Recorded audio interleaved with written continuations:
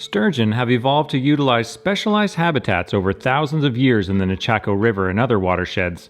For this reason, the rapid habitat alteration that has taken place in the last 100 years poses a challenge to the Nechako white sturgeon. One of the initial drivers of this change was construction of the Kenny Dam in 1952. The dam was created to provide electricity to power an aluminum smelter in Kitimat. But because of the dam, less water moves through the Nechako River and the timing of flows has also been changed. Over the last 100 years, the landscape has changed dramatically from logging, mining, agriculture, and road development. All of these activities have led to changes in the way the Nechako River flows, which, in turn, has led to changes in fish habitats such as water temperature, water depth, spawning conditions, food availability, and a reduction in refuge areas. Well, they're a bellwether species for us, both in the community and province-wide. They're an incredibly important aspect of our makeup. If we can't protect and look after something that survived from the age of the dinosaurs, then it talks a lot about our lack of responsibility, our lack of social conscience. And we know everywhere in the world where we have a hydroelectric dam, we have problems with sturgeon and sturgeon recruitment. The ability to reproduce, to put their offspring back in the system and to continue that population. So this isn't unique to the Nechako River. This is very much a defined problem worldwide.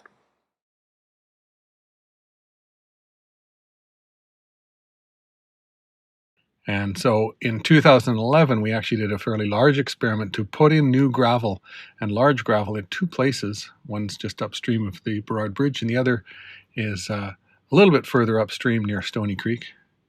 And those gravel pads provided good quality habitat. So when white sturgeon spawned in them, they allowed the larvae to go and hide.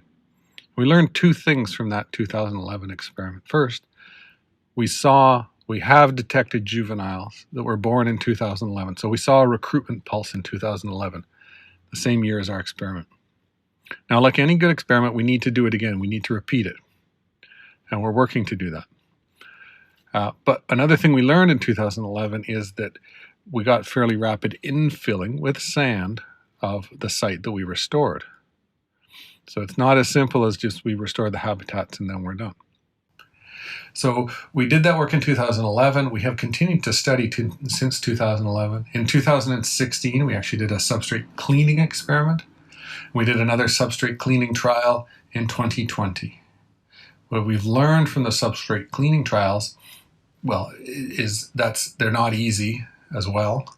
And so we are now continuing to focus on the best long-term method for restoring the substrate condition at locations where fish spawn. So that includes continued biological studies of where the fish are spawning, even asking questions of whether we could change conditions a little bit and have them spawn in a slightly different location, maybe a bit further upstream.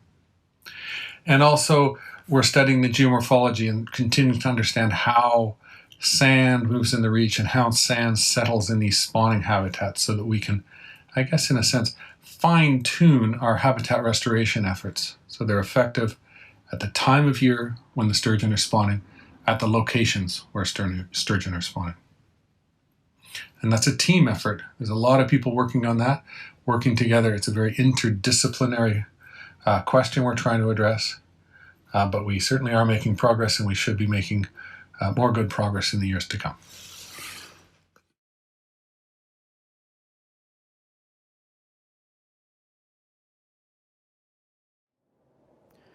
Currently, there are multiple groups that are trying to better understand and improve environmental conditions for white sturgeon and other species in the Nechako watershed. One of these, the NWSRI has been invited to participate in, is Rio Tinto's Water Engagement Initiative, or WEI. The goal of the Rio Tinto Water Engagement Initiative is to collaborate with government, First Nations, and stakeholders to identify ways to improve operations to meet multiple interests. The recovery of sturgeon recruitment is one of many interests that has been raised at the Rio Tinto Water Engagement Initiative. Teaching about sturgeon in the curriculum is so important. When I teach kids, I know that they're going to go and teach their family. They're going to go and teach their grandma and their grandpa when they go camping, and they're going to tell them what the best way to take care of our world is. And that's the best part of teaching, is knowing that you're making that kind of profound difference. It's about what we do with the land, how we choose to act. It's about the litter we throw on the ground that gets swept into a river with the wind. It's about the motor oil you don't know what to do with when you change the oil in your car, and you put it somewhere and it gets spilled and goes down the drainage holes in the street, and then all of that always goes out to the river.